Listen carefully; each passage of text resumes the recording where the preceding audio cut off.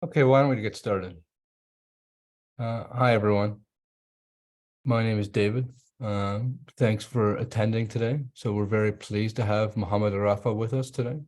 He is currently a professor of law at the Alexandria University in Egypt. He's on leave, and an adjunct professor at Cornell Law School, but he's soon going to take up an associate professorship at the Prince Sultan University's Law School in Saudi Arabia starting in the autumn.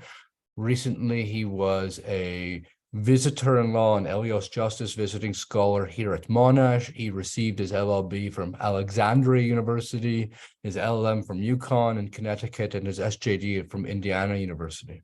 Most work focuses on white-collar crime, human rights law, Islamic law, and transitional justice, amongst other things.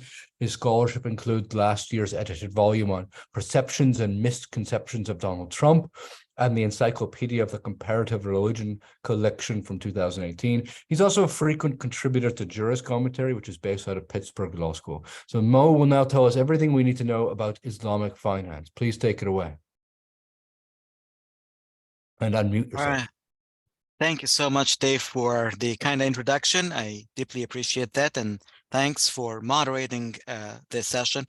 I'm very happy and honored to be here today at Monash again. It's great. I have been there in the fall and it was a very interesting visit, and I did learn a lot. I would like it to do that in person, but based on because of my appointment here at Cornell, so I had to go back to New York for my teaching.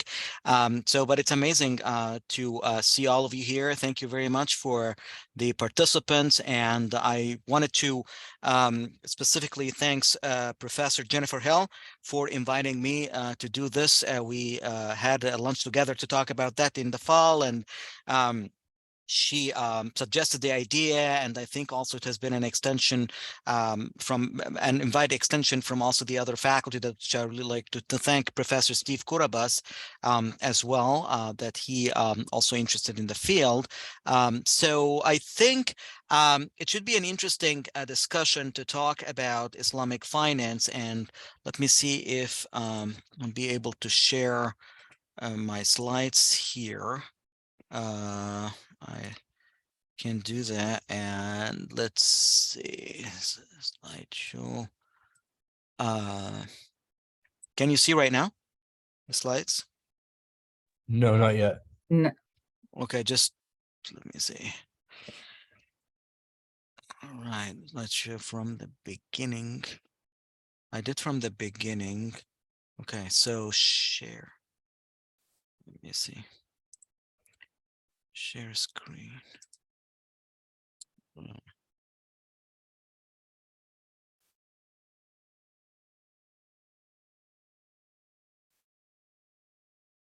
Can you see now? Yes, we can. Just put it on slideshow. Thanks, Mohammed. On the slideshow, let me see. Slide. The one at far left, where it says from the beginning, go left. Yeah, Yep. I saw that thing. Is that right? Yep. Yeah. Beautiful. Okay. Take away. Okay, sounds good. All right, guys. I will start to give a little interesting comments. I think I would love to just to keep my remarks kind of brief, because I'm sure that there's going to be a kind of an interesting discussion and questions and answers. So I'll try to keep it probably for 35 or 40 minutes, and then allow the discussion for 25 minutes. And please stop me or interrupt me at any point if you have something is not clear, because it's also a little tricky area, which is now a kind of a critical debate in the United States, Canada, including even Australia as well, talking about Islamic finance. But I talk at the beginning of these slides. Actually, you'll see that there are two case studies that I try to begin in terms of how the Islamic finance is dealt with. So I took the case study of Saudi Arabia, because it's one of the most conservative places in the region, in the Middle East, specifically when it comes to the application of the law. And that's kind of a little bit interesting, because when it comes to the application of the Islamic financial system, mostly they try to skip even their religious application of the law, because fully, I mean, they totally fully they apply the inaccurate interpretation of Islamic law, let's say this. And specifically, they took the influence of the most conservative school of jurisprudential thought when it comes to the application of the law. So it's very interesting to see that mostly historically, when it comes to oil and politics, which is mostly the important thing, and specifically we're talking about the U.S. foreign policy and how they are interested in designing their legal system when it comes to oil. And I have been in a discussion in my actually recent 2 classes that I've been talking about, that does oil hinder democracy in that region, based on how the United States shapes its foreign policy.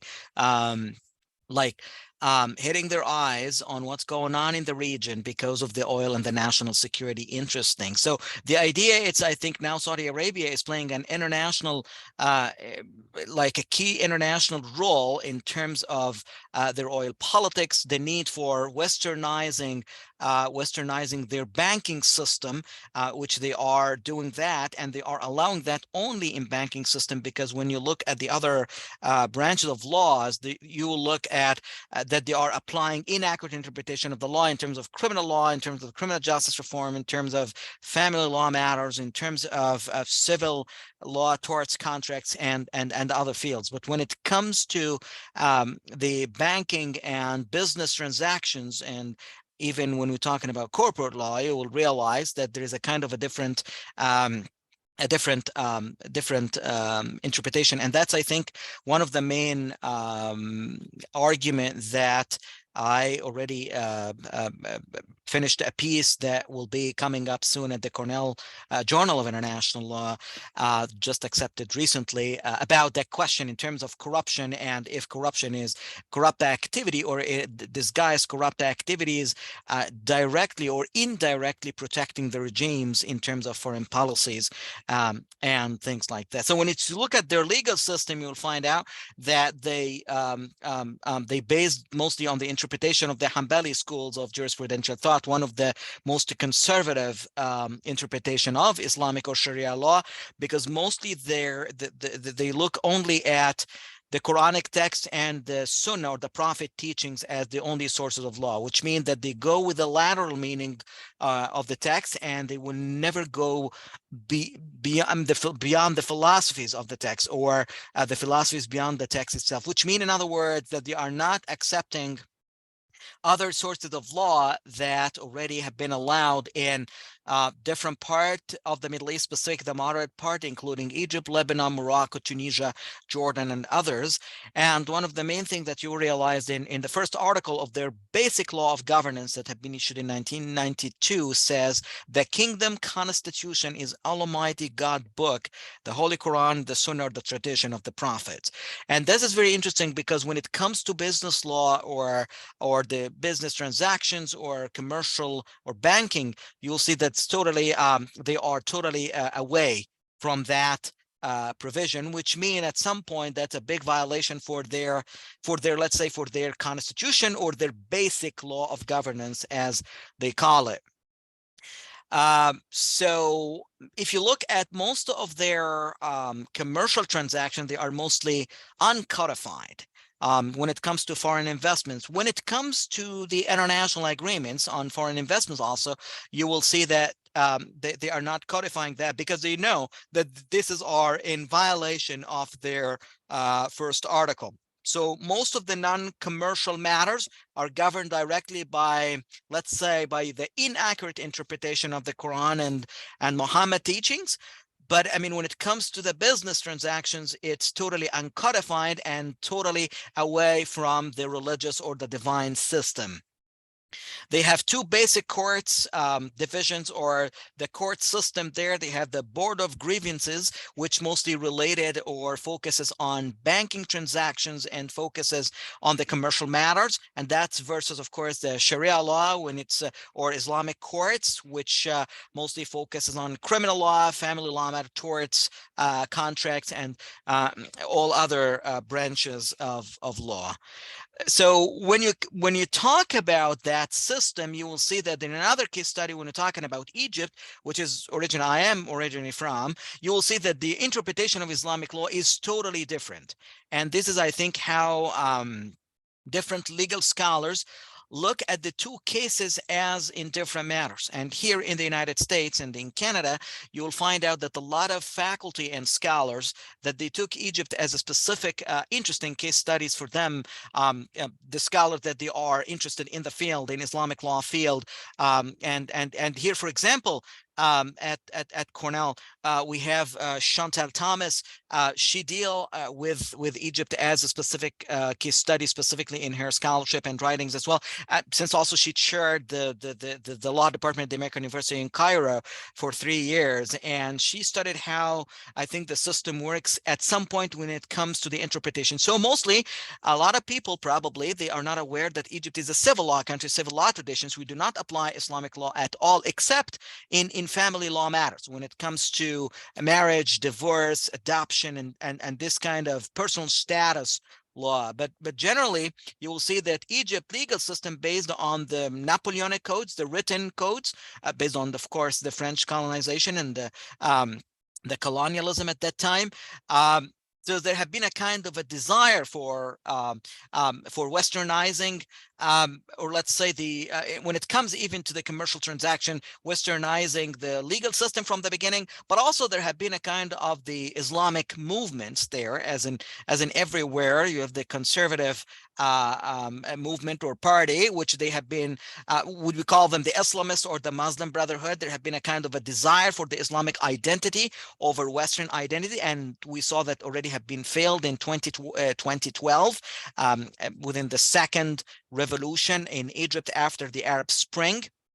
So actually, Mubarak, when he governed Egypt for 30 years or more than 30 years, and other pro-Western dictators, they have the desire to appease the non-Muslim West, and also the desire to limit or to impede the Islamic law interpretation. And that's actually interesting, because you will find out the Constitution of Egypt, the most recent Constitution, 2014, within its amendment 2019, Article 2 mentioned that principles of Islamic law or Sharia law are the principal source of legislation, which is very interesting to see this article that says principles of Islamic law.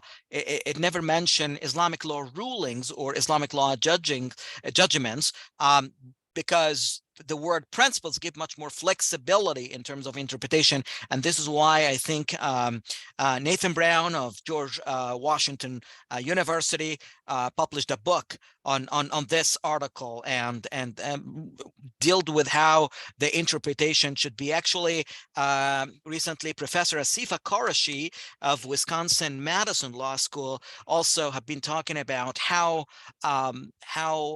the Quran could be read as a constitution for the Arab countries. I think also Clark Lombardi at Berkeley Law School, he did the same search on how we should, or how people outside of the field look at the interpretation of Islamic law in terms of application, not only within Islamic finance or banking, but also within different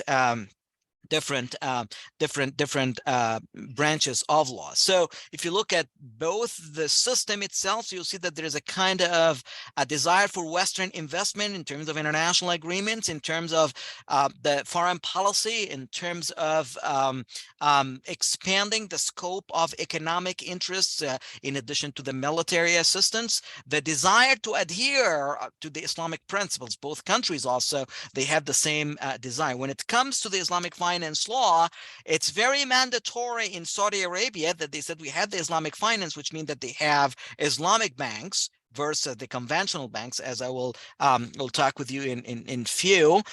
But Islamic finance is totally discretionary in Egypt. We do not have a mandatory Islamic finance, or like what we call Islamic banks. This is very unpopular. It's not that common in Egypt based on its French or civil law tradition, or the civil legal system that we have.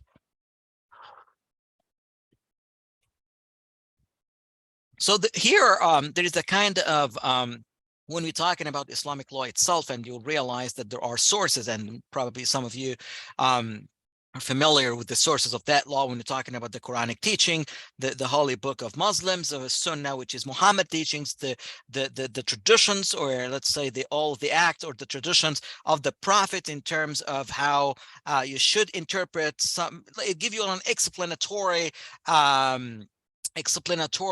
overview or explanatory verses of the broad interpretation, or the broad rules came into the Quranic verses or the Quranic text. In addition, we have two other sources which they are very important, and they are acting as the way that we have here in the United States. Ijma, which is the scholarly consensus, plus qiyas, which is the individual reasoning, which is mostly based on the idea of precedent, or the stare decisis idea, which is the whole thing of the common law system that we see here in the United States. So I think this is why a lot of scholars, they have been like, I think, admired how Sharia law, that based on those two sources, the recent two sources, Ijma and Qiyas, because they are mostly common as we do have them here in the United States in terms of the interpretation.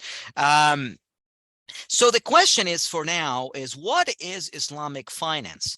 When we're talking about that field, it is an interesting field, and I think a lot of people are interested in knowing what about that term. Mostly when we say Islamic finance, it's mostly a financial system or a banking system that have mostly to be compatible with the principles of the Sharia law, or in other words, let's say the 5 essentials or the 5 objectives of the Sharia law, or the Sharia spirit. And when we're talking about what are those 5 essentials, you'll see that it's the protection of life, the protection of religion, the protection of lineage, prosperity, and also when you're talking about the economic progress. So mostly when you're talking about the protection of life, protection of lineage, protection of religion, protection of property, and prosperity, those are the main objectives, not only of Islamic legal system, but also of any other legal system, if you look at the main goals of those, and one main thing that I like to recall here, it is almost an interesting quote that I always like to,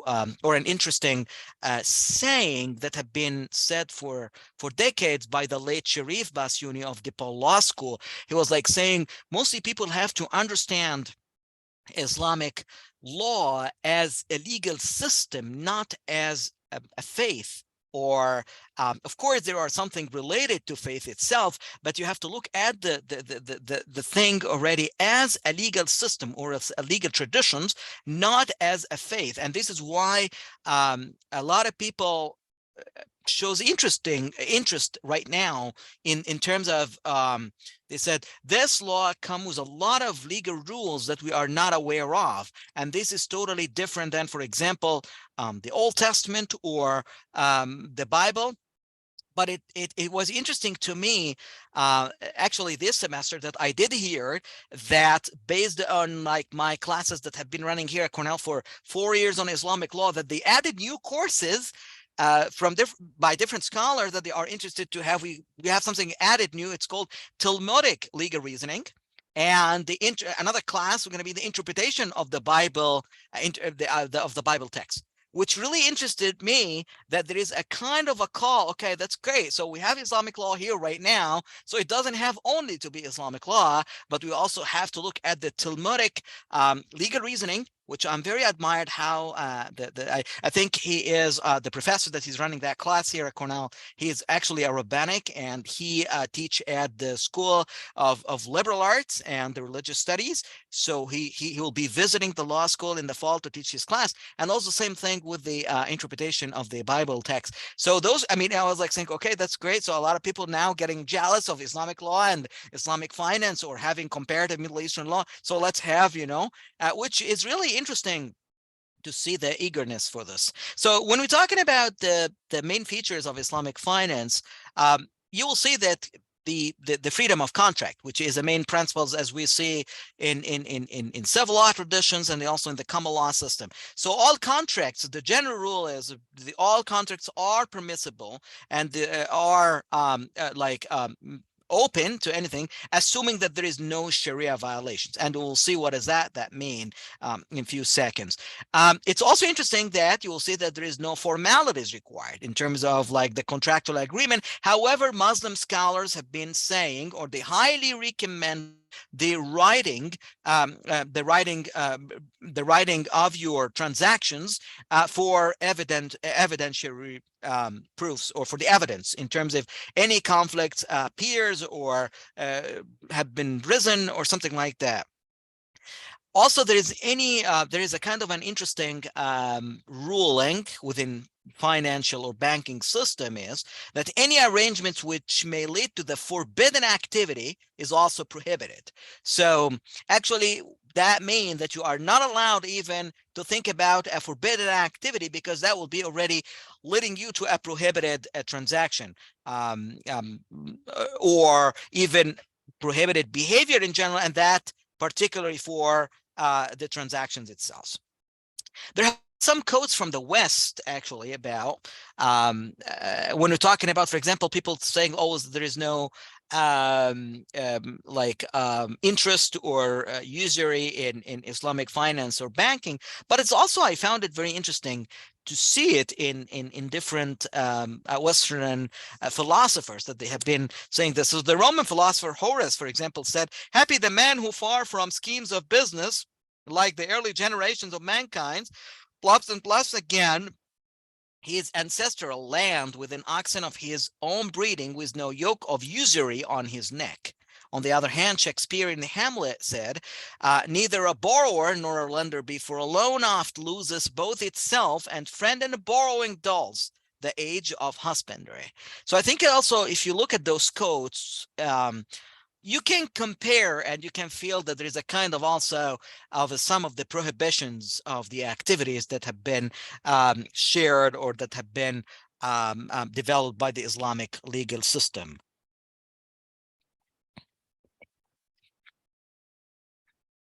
So there are main outcomes of the Islamic business when we talk about it, in terms of what are the prohibitions and the main prohibitions, and on the other hand, the question, what should be done, the maximization of profit. So the main prohibitions for Islamic finance will be the riba, or the interest, the gharar, or the uncertainty, in other words, speculation, because mostly we know that Western finance in general based on the speculation, and the question will be how the banks will going to do their activities or maximize their profits, and we'll see that through the Sharia compliance tools. And also the impermissible activities, which is, for example, trading in illegitimate valuable things. So for example, here, when we're talking about riba, you will see that riba is roughly translated as usury, but also could be a form of interest, as a lot of Muslim scholars have been saying that. Sharia strictly prohibits riba more than the interest, actually, because there is a kind of a difference here, or a difference. The idea when it comes to the interpretation itself, you will find out that it's not only Sharia law, but if you look at through across the Bible or even the Old Testament, you will see a reference, even general reference, to the same ruling. So Sharia law, it's not came like with a new rule. Specifically, Islam came as a last religion, and it was the last religion of the Abrahamic tree. So mostly it copied and pastes from the old Abrahamic religions as well. So it's interesting because the main terms of prohibition, or the prohibition, is mostly based on the idea of there is no time value of money for investors. And that would come to the idea of the loan. What is loan in Islamic law? So mostly when you take a loan, and when you get a loan from the bank and you're applying for a loan, when you repay back that loan, you have to pay with the interest. And that's in everywhere, including the moderate part of the Middle East, Egypt, Lebanon, Tunisia, Morocco. As I said, we are not applying the Islamic finance. But the main thing here, it should mean that if you have a loan, that means that it's a completely interest-free transaction. If you did this, I give you $10 or $10, I expect $10 back, not 20 or 30 or whatever, based on the interest thing. So any amount higher than the $10 that I gave you is considered as a riba within the Muslim scholarly interpretation. But how Islamic finance would work around this?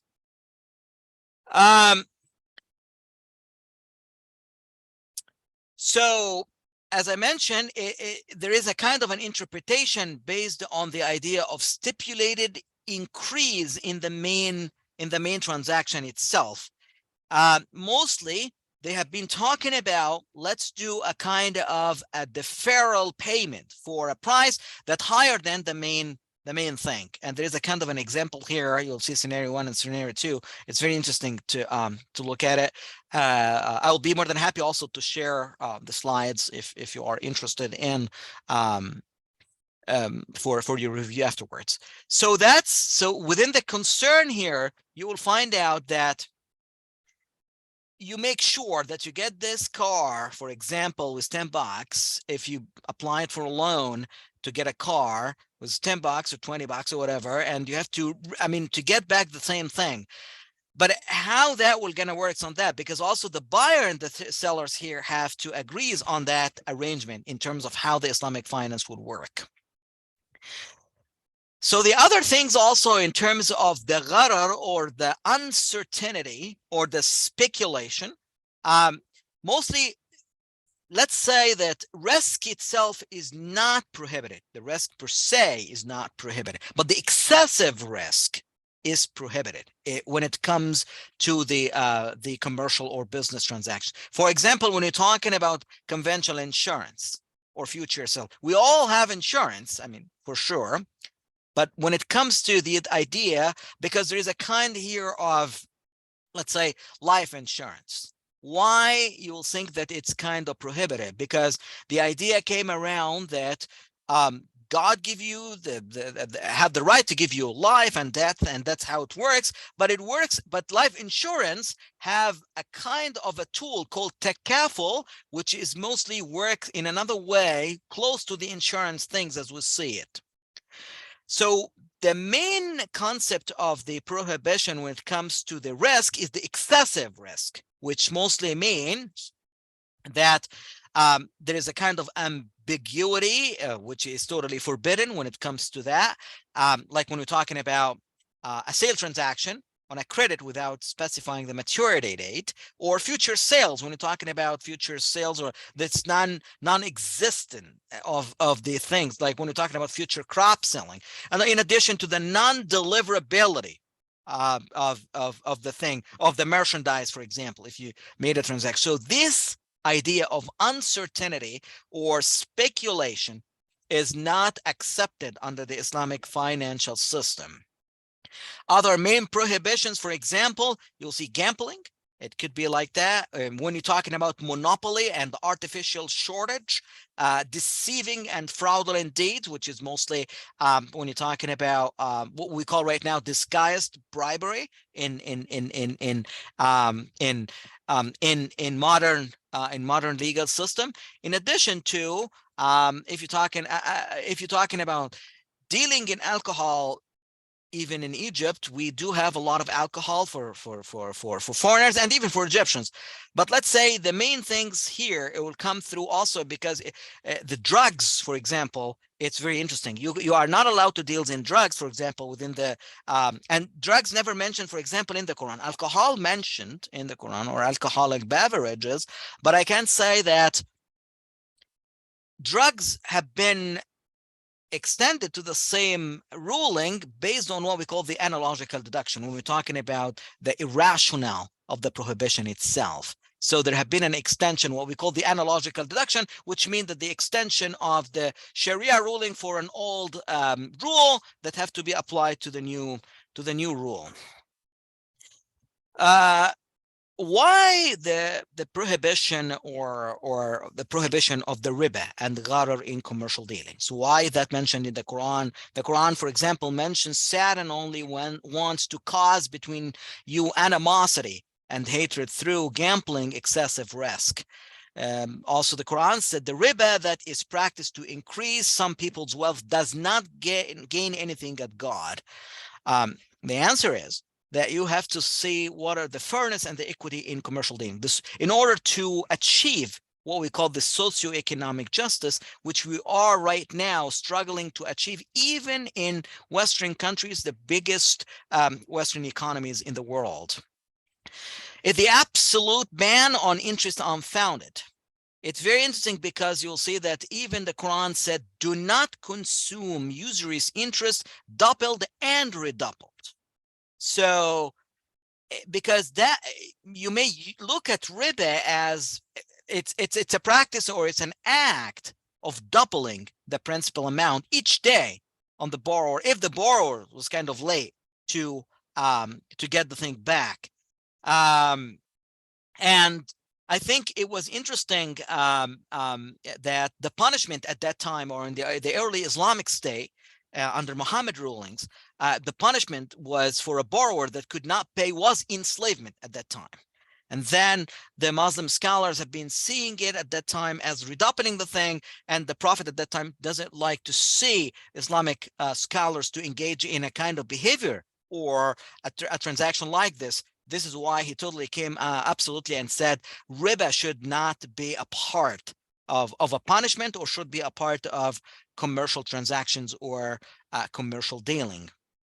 Another saying have been also mentioned is one of the Muslim scholars said the last thing is to be revealed was the verse on usury, but the Prophet died before he explained it to us, which means that the Muslim scholars also have a kind of, let's say, a discretionary ruling and non-consensus agreement on its violation 100% or not. This is why, for example, you'll see that interest is still permitted in different Muslim countries.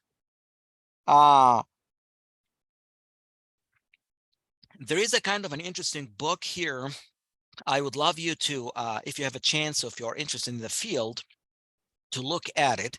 I always assign a part of that book to my students here in the United States, and it's written by Timur Quran. And the book actually here is in my office. That's the book. It's a very interesting book. It's called The Long Divergence: How Islamic Law Held Back the Middle East. One of the main things, and I would love to discuss with you even within the session of questions and answers, is he argued that the self-discriminatory practice allowed Europe to flourish and caused the Middle East to languish, leading to the current state of Western economic dominance and Middle Eastern misery. What do you think right now? Do you agree, in other words, with this argument? I would love to leave that as an open question for you.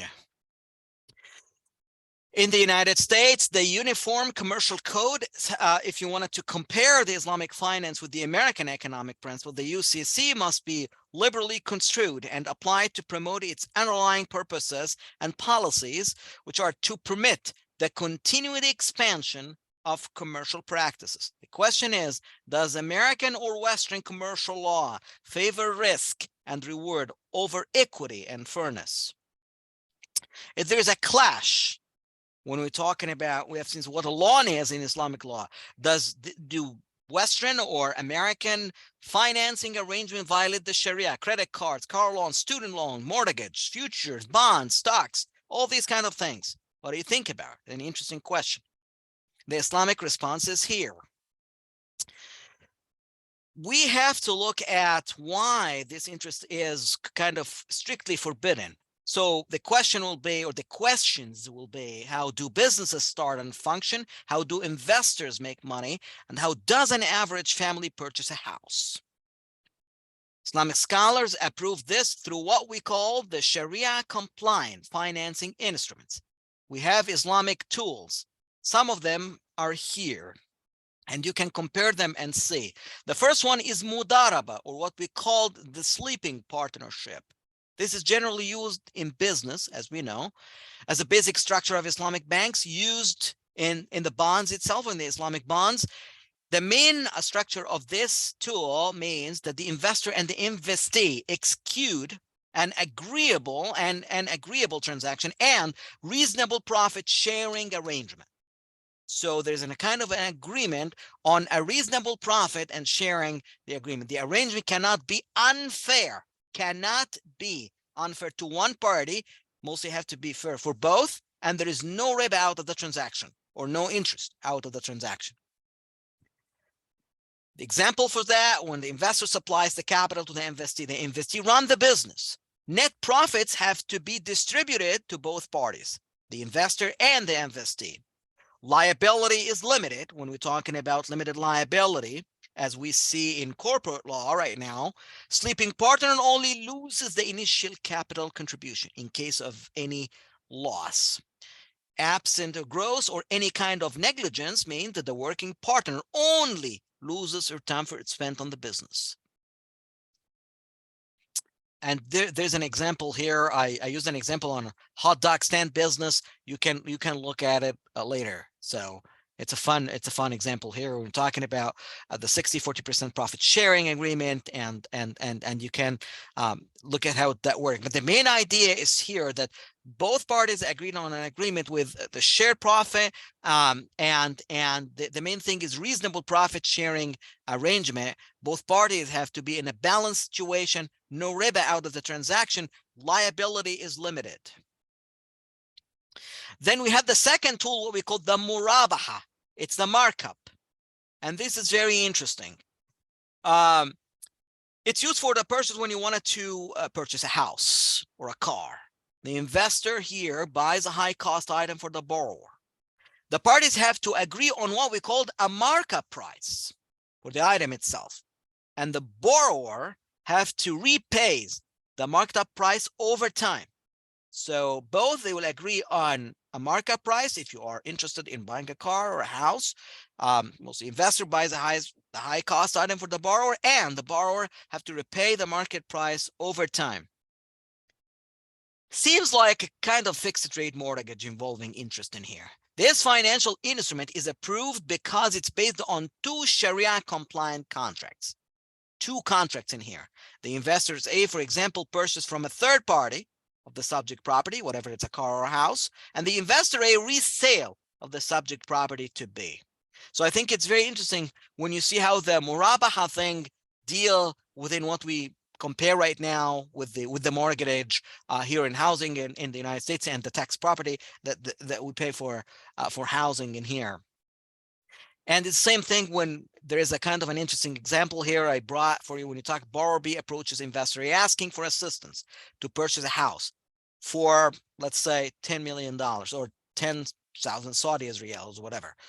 A agrees to purchase the asset for B for a markup on 50s, making B total debt will be 150. So they have to agree on that markup price things. So it's a kind of an interesting tool here. In addition to that, if there, of course, there should be kind of any riba or interest from that transaction, but what about if there's a kind of a late payment for that on the borrower part? So there's a kind of automatic penalty as we do have in the West, or even within the moderate part of the Middle Eastern countries. No, the Islamic scholars have held that penalties may generally be assessed only for the actual cost of the late payments, excluding the administrative fees in terms of that. They also approved the automatic charges for late payment that exceed the actual cost if the excessive amount is immediately donated to a charity. So it's very interesting here to say that also how they have been approving the automatic charge for late payments when it's exceed the actual cost, and if there is any kind of late payment, that penalties should just be limited to the actual cost of the thing. There is also the third tool here. We note it's corporation. Well, we have that in the corporation. We have the corporate form right now. We call the musharaka. And it's also, you will see that it's almost a kind of a generalized mudaraba, as I mentioned before. The main idea is that we have to look at the equity investing. In other words, trust to partnership. And this is what we have the corporate forum right now. And this is very interesting because recently I published a piece at Seattle Law Review with my co-authors, Sergio Gramito and Giancarlo Nello of NYU. And we have been talking about how the religious system in general, so for example, we have been talking about Christianity and how it deals with the corporate form. And I talked about how the Islamic law also have been dealt with the interpretation of what we call the sharika, or the corporate form. This is why we call it the secret corporate law. Interesting. And we brought different examples on that. Recently, it just arrived to me 2 days ago, another piece that I published on the same issue here. And I just here titled, Rethinking the Tales of the Sharia. God is not a juristic person, but the mosque is. This just came out by Southwestern Journal of International Law at Southwestern Law School in California. And I was just interested in a question.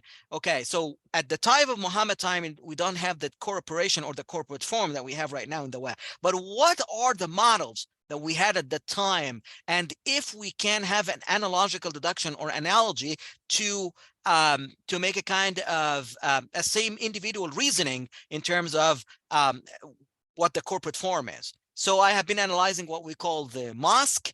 I have been analyzing the trust or the endowment, and also the idea of the Hindu idol for that thing. You will find out because I know that I'm running out of time. So you will find out that there's also another contract here. You can look at it. Also the lease contract, which is also another, or the fourth tool of Islamic finance. In terms of, you know, how the lease contract works, investor buy property and leases to lessee. The lessee paid the lease payment to the investor for the use of the property itself. And the best example here that I put it, and you can look at it later, when we use the U-Haul thing, you know, the U-Haul here in the United States, when we're moving from a house to house, or from a city to a state, or a city to a city. So you will use it as an interesting. And I argued here that U-Haul is a Sharia compliant, and you can see the tool and the technique. Also, it's used in the Islamic bond as well. Another contract is lease to own, what we call ijara waqtina. Also the prepayment contract, salam, what we call it, which is mostly used in agriculture context for the market price of the goods, and the delivery have to be made. But we have to check, as I mentioned, in terms of the gharar or the uncertainty. We have to make sure that the delivery date is marked up or determined. The aspects of the deal already have to be particularly described in terms of the goods or the merchandise, the delivery date, and others. Same thing when we're talking about sukuk or Islamic bonds, which is right now, Western economy is talking about that in terms of liquidity management and fundraising for international foreign investments and corporations. Mostly they are tradable certificates for investors. I'm sure that some of you probably have been studying that in corporate law, and Islamic law have been talking about that there's a kind of a difference between sukuk al-mudaraba and al-ijara when we're talking about the sukuk or the bonds for the sleeping partnerships, and how this tool provides for possibility of higher or lower return on investment, which is totally different than the sukuk al-ijara, which is provides for a predictable or a steady stream of income, which means that there is no high return for those. And there is an example of that here. You can look at it later. Final question, and I will conclude with, so you can look at it, the Islamic banking and the conventional banks. This is very interesting because one of the main things when you're talking about Islamic banking, mostly scholars agreed on a definition, a consensus with the ethics and the value system of Islam. When you're talking about conventional good governance and risk management rules, the primary objectives of this is equal distribution of wealth, social justice, honoring the rights of third parties, or what we call them externalities, respecting also the contract spirit. There is a difference between Islamic banking and conventional bankings, and this is interesting to look at in the last minute here. That I wanted to say that mostly Islamic banking people will ask how they are structured. They mostly based on the Sharia spirits, as I mentioned. Promote risk sharing. That's an important thing. Promote risk sharing between the investors and the entrepreneurs or capital providers and the fund users. Maximizing profit, but have to be subject to the Sharia restrictions or the divine restrictions. Mostly you'll see that there's a kind of encouragement of asset-based financing, or what we call commodity trading. On the other hand, you'll see that conventional banking mostly based on a relationship with the creditor and debtor, maximizing profit without any restrictions. Investors is assured of a predetermined rate of risk. Almost there's a kind of risk-free banking, and the depositor has no risk of losing its money. I will stop here with that final question for you. Which financing system, American or Western system or Islamic, is better for investors, lenders, investees, borrowers, business in general, national economy, and for international economy? So I will stop here and I look forward to your questions. Thanks. Well, thanks very much. That was very interesting. If there are any questions, please post them into the Q&A. My question is actually to throw back that very question at you, Mo, which is to ask about comparative contractual freedom. And you talked a lot about the usury and interest context. I was interested about these other impermissible activities, not just alcohol, but these other sort of ones like hoarding basic needs. And within that framework, where do you think there's greater sort of contractual freedom? Which is more permissive and liberal? Do you think the Sharia system or the common law, particularly for that? And are those prohibited behaviors per Sharia more restrictive, or do we have greater prohibitions in the common law context? That's a really interesting question, Dave. I think you ask a good question, because a lot of scholars also have been raising the same concerns in terms of the kind of the prohibitions in addition to alcohol and stuff. Mostly the other prohibitions when it comes to, or what it includes, is mostly focused on the monopoly things when you're talking about Monopolization Act, or in addition also to fraudulent transactions in commercial dealings, or like what we called at some point when you're talking about bribery or deceived activities or so. The prohibition of the Sharia here is diversified. Muslim scholars and the School of Jurisprudential Thought have been diversified on that. So 4 Sunni Muslim schools have been talking about if we should start with a kind of punishments, how these punishments should be diversified, is just like we have to go from like blame or imprisonment or whatever kind of punishment we have to deal with in terms of the application. Some go with the liberal view, which means that you can just put like something like, as we call them, blacklisted right now, in terms of when we're talking about corporation or entrepreneur, that they got into illicit activities, or they got into not legitimate activities. I think if you're talking about the restriction itself and the scope of restriction itself, I think the restrictions itself, you will find it out that with this kind of diverse, or what we call the, let's say, the pluralism in interpretation of Islamic law, you will see that it's much more liberal, in my opinion, than than what we call the common law strict ruling. Because I think with the common law strict ruling, it will be a very little room for the application of different or diverse views or diverse interpretations. One of the main things that you asked for also, which I found it very interesting, that Muslim scholars used an analogy in terms of restrictive behavior. So the main behavior mentioned in the Quran that is a sin, and then is a prohibited activity, is drinking alcohol. But it's interesting because that provision have been mentioned on a gradual prohibitions. It's not like on one shot. So because mostly when you look at the Arabs history, they have been a very heavy drinkers at before the Quranic, before Islam came.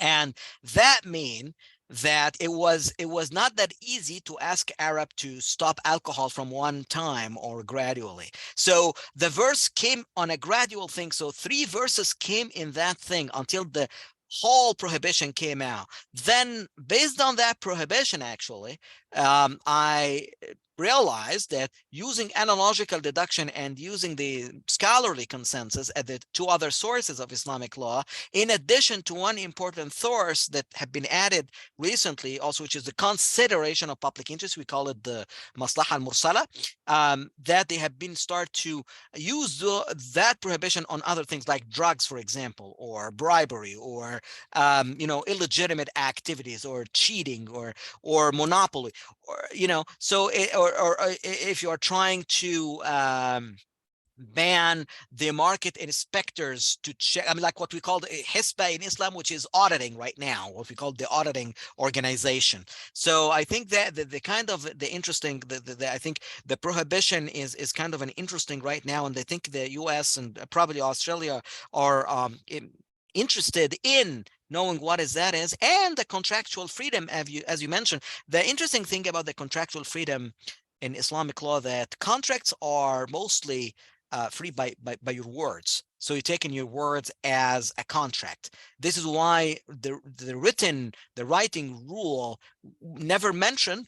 These Muslim scholars afterwards said it's important in case there is a kind of any disputes or any kind of disputes or conflicts with arise. I hope that answered your questions. Yes, it does. And then we have a couple of questions in the chat. If we see if we can get to them, okay? Sure. Oh yeah. Let me If see. you can see the Q&A, I'm going to read aloud the first one, Sure. which is from Abdullah. Professor, referring to your discussion that the consequences for failure to repay loans was enslavement, do you think the prohibition of riba was given to guard against the providing of interest, or was it given to protect against someone profiting off the enslavement of others vulnerable enough to need loans? After all, the global history of debt shows that in most societies, failure to pay a debt meant enslavement of the borrower, or the selling of the borrower's assets, or even the selling of their own family members. Was the Quranic injunction to protect Muslims against these grim fates, or so common in the world at the time? That's a very interesting question, and I probably will lean a little bit with the second option that you mentioned, Abdullah, on that thing, which is like was given at that time to protect against someone profiting of the enslavement of the others. And it's because also the verse itself, we have to make sure that mostly when verses came, the verse itself came at a specific period of time, and at that time it came for the protection for those. Like, for example, the verse of polygamy. And this is very interesting. People think that Muslims are allowed to marry four, and that's not true. The Quran mentioned that you are allowed to do 1, 2, 3, or 4 if you will be able, and if you will not be able, and you will not be able, so 1 is enough. That's how the verse is. But mostly people in the West love to get the first part of the verse and leave the other part to make the interpretation what they wanted to. So, and actually, that verse in terms of polygamy came at a specific period of time when a lot of Muslim soldiers have been going out of their wives and leaving their wives for at that time of war and at that time of the expansion of the religion itself. So they would not be able to stay without women, so they are allowed to get that. So that at that time, that does not mean that we can apply the same thing right now. And this is how I think I think Eileen, within your discussion or your the second option that you mentioned, it came as a protection for Muslims at that time. Yeah. It's very interesting because you would think, well, why cut against this Yes. aspect of it rather than just repayment? Why have Right. that as the punishment for failure to repay it as such? Right. But let's go to the second question, which is from an anonymous attendee, which is clearly Islamic finance law is a product of history. So says the anonymous attendee. However, are there any aspects that you think the common law countries like the US or Australia would most benefit or learn from? I think that's a very interesting question and open question and broad question, which is amazing. But one thing I think that maybe the westernized commercial scheme can look at is how to fix the idea of risk, how to eliminate that. This is even hard for Muslim countries, because even in Muslim countries, we are not even able to eliminate this. But I mean, if you look at that system deeply and you think of how I think Muslim scholars have been talking about it and have been talking about eliminating the excessive risk in transaction, or eliminating or abolishing the idea of asking people to repay double or redouble for a loan to do their business or to do their transactions. However, we discussed the other tools that the Sharia compliance offers. And clear examples of that, I can say that a lot of countries in Southeast Asia are very successful in applying Islamic finance. Look at Indonesia, look at their economy in Malaysia, and their economies are kind of successful. They have an interesting moderate interpretation of Islamic law. And I wish in the Middle East at some point we will be able to adopt their interpretation to some extent, specifically in Islamic finance. Yeah. Okay, that's fascinating stuff. I think that exhausts our questions here. So look, this was fascinating. Thanks for speaking to us today. We really appreciate it. Thanks for everybody for attending, and I think we'll call it in for the day. Enjoy. Thanks for tuning in, everybody. We'll give you information about our next coming talks. All right. Have a good one. Thanks for having me. You too. Cheers. Thanks for having me. Bye-bye.